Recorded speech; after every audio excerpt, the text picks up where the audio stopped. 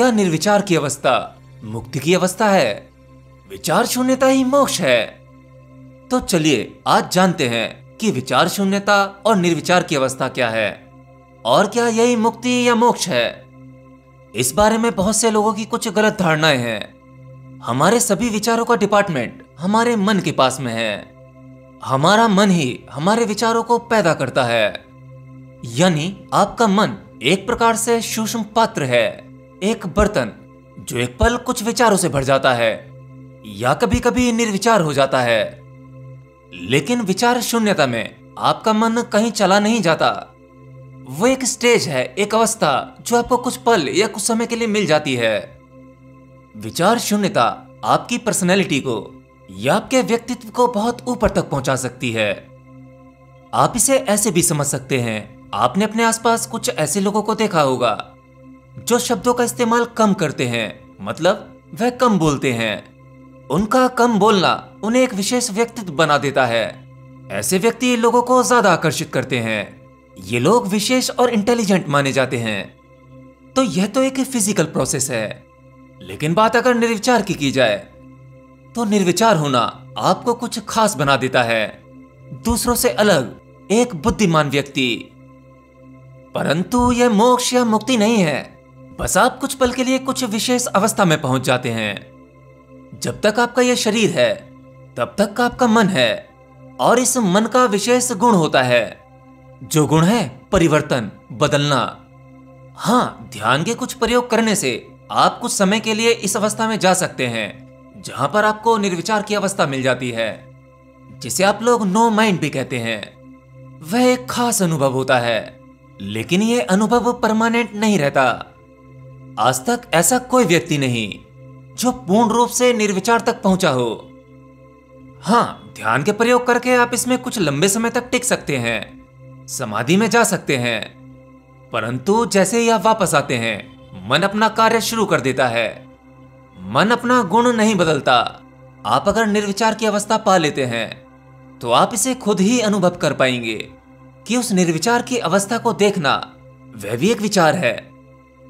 अगर आपको गहरे ध्यान में आनंद महसूस हो रहा है तो उसका रस लेना, उस आनंद में डूबना, उसे देखना, यह भी विचार है।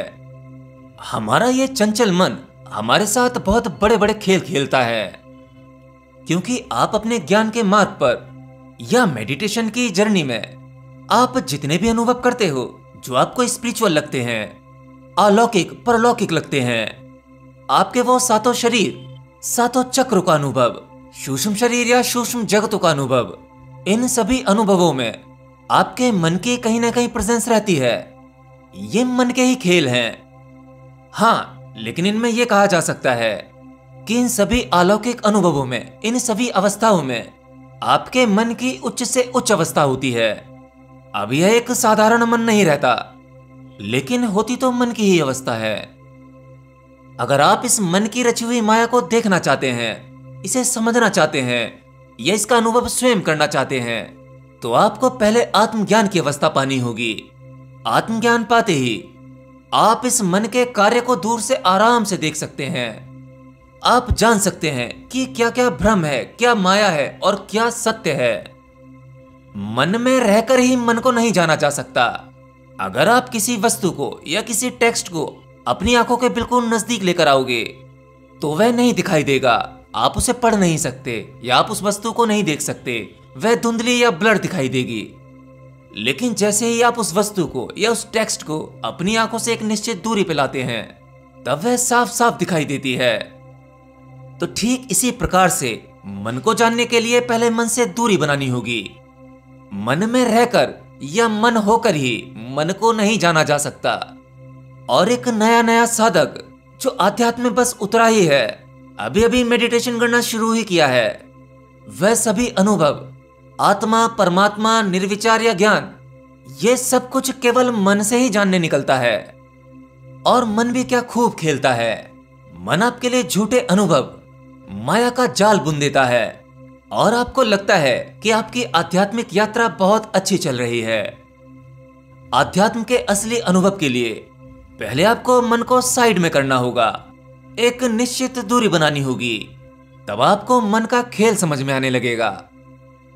आप जब ध्यान में प्रवेश करते हैं या कोई साधक ध्यान में गहरा उतरने लगता है, तब वह धीरे धीरे अपने भीतर प्रवेश करके अपने सिस्टम को थोड़ा बहुत समझने लगता है।